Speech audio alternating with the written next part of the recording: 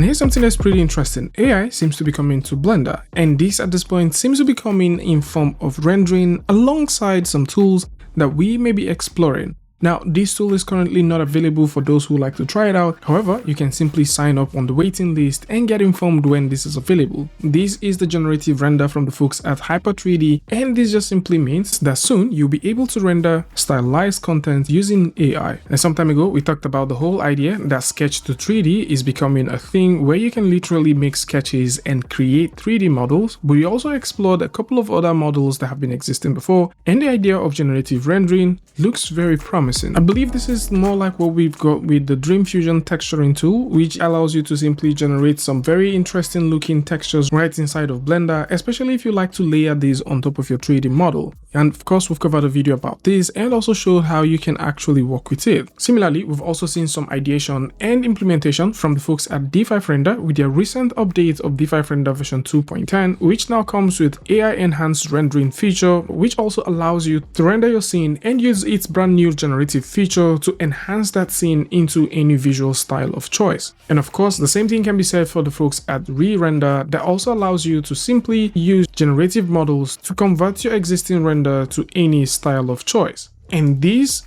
alongside every other thing that we've seen in previous months, are super cool. However, we haven't really seen anything that is almost like real-time with what we currently have.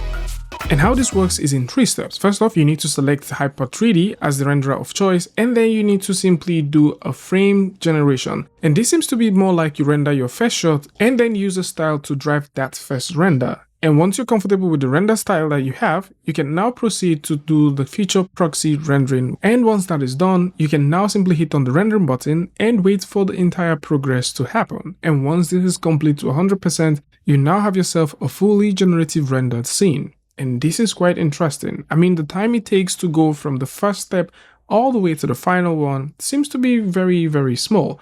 And compared to the previous ones that we've just mentioned, this almost happens instantaneously if we discount the previous steps that we mentioned. And right now we are looking at generative render. So we've gone away from rasterization all the way to ray tracing, path tracing, and here we are exploring the brand new paradigm of rendering, regenerative rendering. And a few hours ago, we did come across a very interesting update that has to do with Claude being able to see inside of Blender and exploring the cool things that you can do with it. So at this point, you can now simply write a prompt and generate stuff right inside of Blender. And at the same time, you can also use Claude to take a look at what you've got inside of Blender and convert them to interactive 3D.js web pages. And of course, for those who like to actually try the Claude one, I'm going to link this in the description as well, so you can go ahead and check it. Things are happening really, really fast. And with the way this is going with the generative rendering, it's only a matter of time before we get to see a couple more features like this come over to other DCC tools. I do believe that this is going to cater to a couple of persons, and I'd like to know what use case you think this is going to be good for. And of course, for those who like to explore this, possibly you like to join the waiting list, and for those who like to see the previous videos that we've made, which are in relation to 3D and how AI seems to be getting into 3D, then links to these are going to be in the description, so do well to check them out.